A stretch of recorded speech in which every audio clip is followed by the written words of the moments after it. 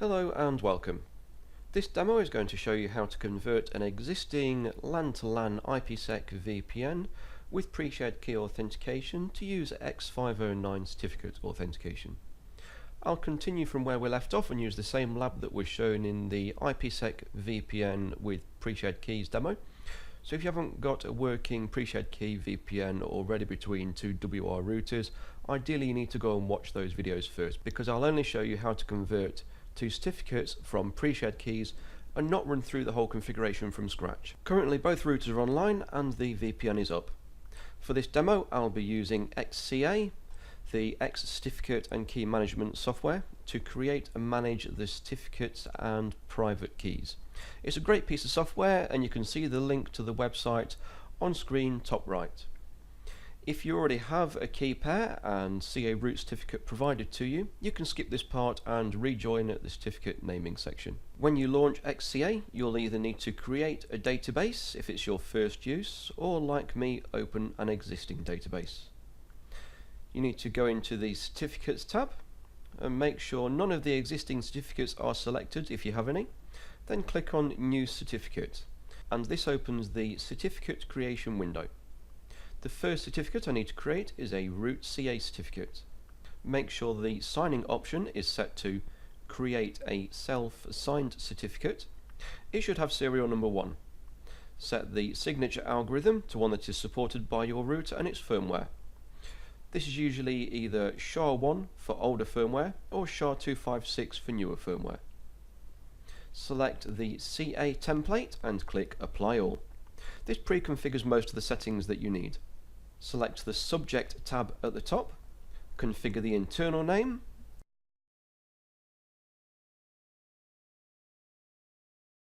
the organization name,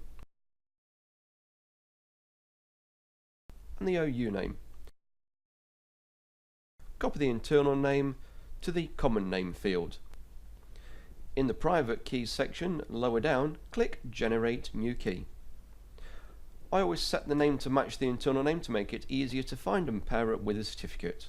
The type is RSA and the key size needs to match what is supported by the router firmware. Currently 2048-bit keys are the largest supported, but you can check the release notes to see if this has been increased. Click Create. Click on OK to the success message, and then go into the Extensions tab. The lifetime is set to 10 years by default. Select the midnight option so you know exactly when they are active and due to expire rather than some random time during the day. Click Apply. Enable the key identifier, authority key identifier, as these fields in the certificate make troubleshooting easier when things go wrong. The last 3 tabs need no changes. Click OK and click OK again on the success message. You can now see the new CA root certificate in the Certificates tab. Click on the CA certificate to select it, then select New Certificate. This creates a new certificate which will be signed by the CA root certificate. This will be the certificate and key pair we use on the WR44. This time use the HTTPS client template and click Apply. Verify the new certificate will be signed by the CA certificate we created. In the Subject tab, set the internal name and common name to the IPsec ID used by the WR44, which is its public IP address 82.68.87.5 in this demo. Click to generate a new private key.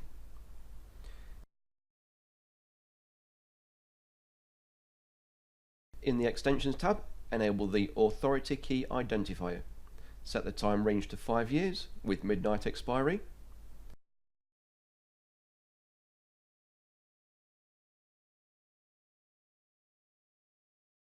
As before, the 3 other tabs need no changes. Click OK. Expand the CA tree and you'll see the new certificate below there. Again, click on the CA certificate to select it, then select New Certificate. This creates a new certificate which will be signed by the CA root certificate. We're going to be creating the WR31 key pair now. Again, use the HTTPS client template and click Apply. Verify the new certificate will be signed by the CA certificate we created.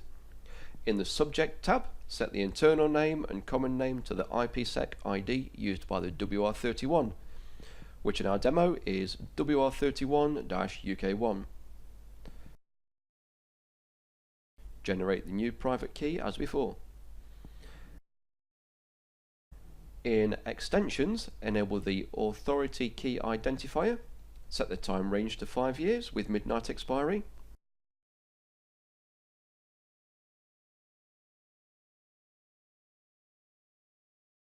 The other 3 tabs need no changes. You can see the CA certificate and the 2 router certificates below there. We need to export these now. Select the certificate to export. Click Export. Make sure that PEM format is selected. Pick a location to save the certificate or note down what is shown and click OK. Repeat the process for the 2 other certificate files.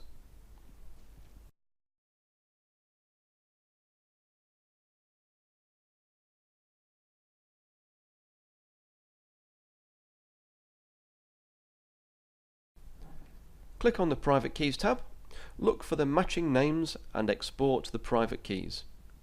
We only need the router's private keys. Make sure that PEM format is selected.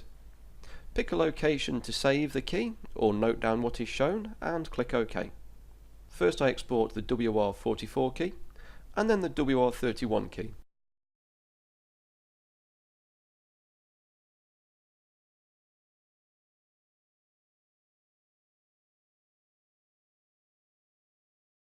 I also export the CA private key, but this is a mistake. You don't need to do this, and I'll delete it shortly. Open Windows File Explorer and navigate to the location where the certificates and keys were saved to. You need to rename these certificates and keys as follows. All the files need to be named in 8.3 format. That's up to 8 characters before the dot and up to 3 characters after the dot. The CA certificate needs to start with the letters CA and end in .PEM. The middle 6 characters can be anything you choose.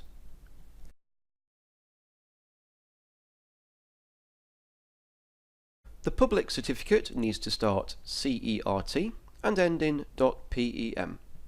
The middle 4 characters can be anything you choose.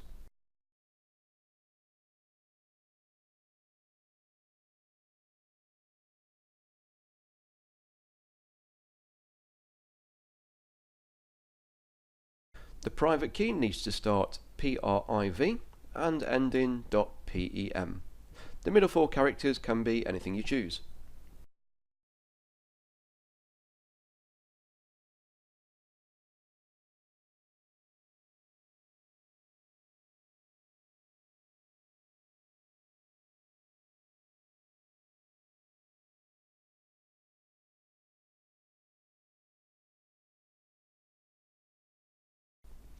Now they're all renamed.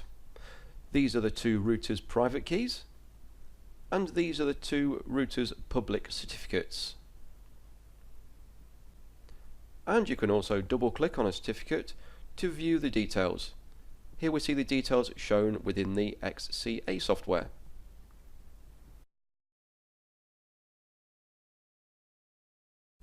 I made a mistake earlier and also exported the CA private key.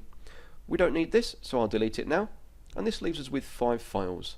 Let me bring over FileZilla, the FTP client, and I'll put these files onto the routers.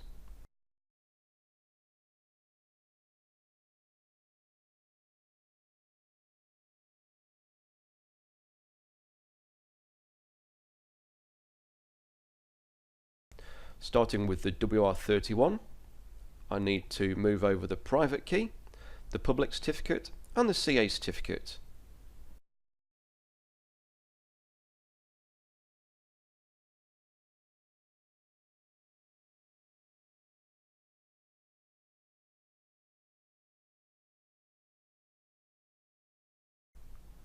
Then I'll do the same with the WR44. The private key, the public certificate and the CA all get transferred.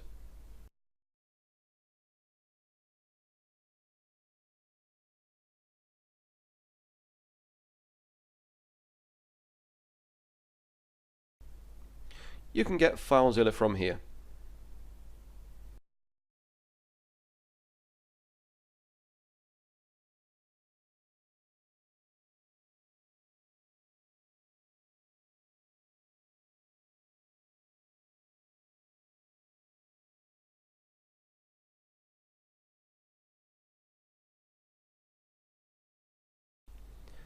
Now over to Telnet or SSH. I'll log into the router and verify which router I'm on. And you can see here this is the WR31. Then do a dir star.pem to check for PEM files.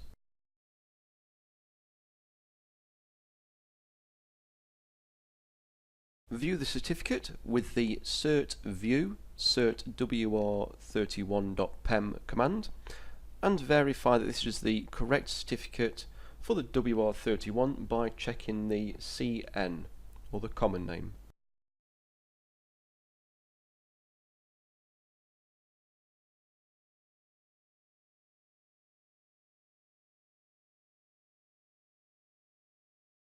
And then I validate the certificate to make sure it validates OK with the CA certificate.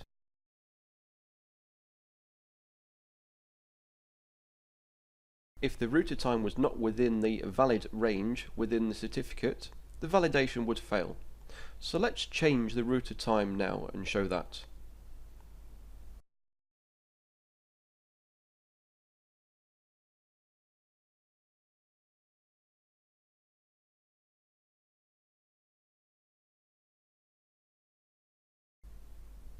And there you go, you can see the error.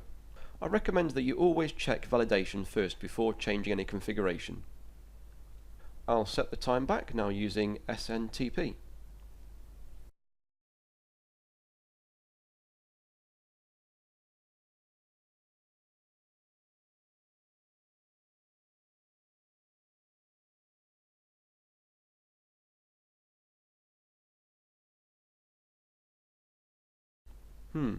The time didn't change. Let's try again.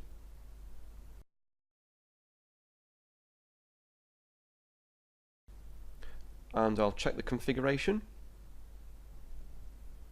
The configuration looks okay.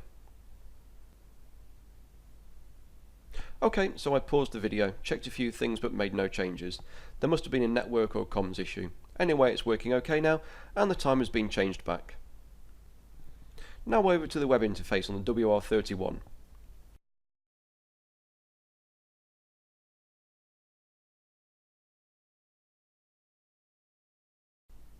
Log in.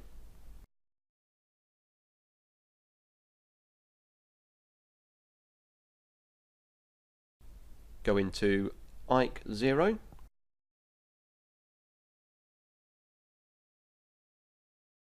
Advanced. Set the private key name here and click Apply.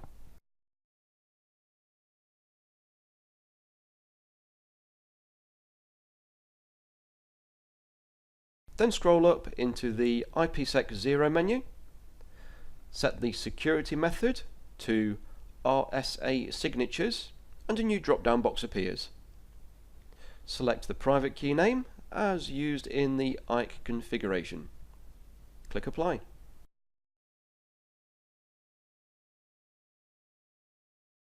Previously we used user 10 for the pre-shared key configuration. So now I'll go ahead and remove this user's name and e-password with the exclamation point or bang symbol.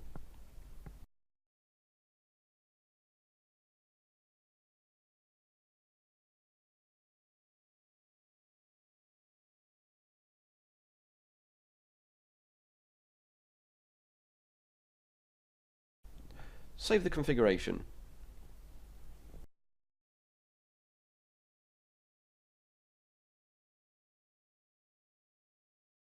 And now onto the WR44 to repeat the process.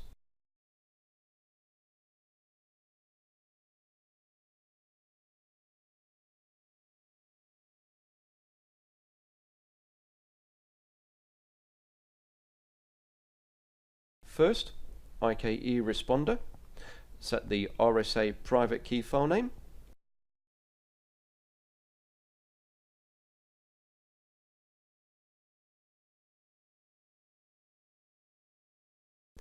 Then into the IPsec settings, set RSA signatures, choose the private key from the drop down and click apply.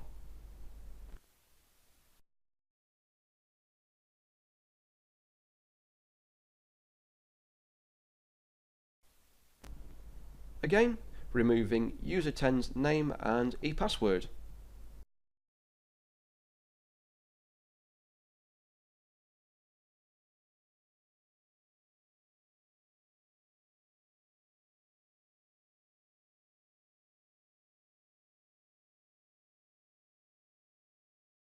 And then save the config.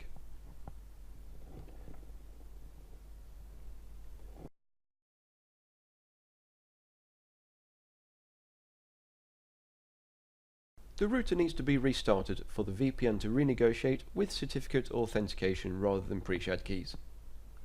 Once rebooted, wait a minute or two for the VPN to renegotiate, and then check the event log to verify the VPN is up.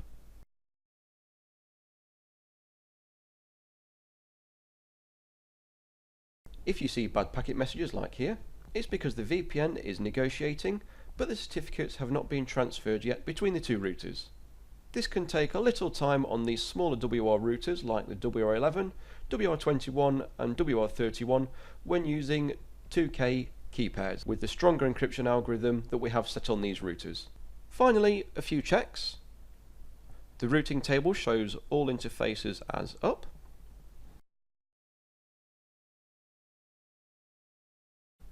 SA stat shows the VPN is up. And finally, a ping test to the remote LAN over the VPN. Don't forget to correctly set the source interface so the ping goes over the VPN.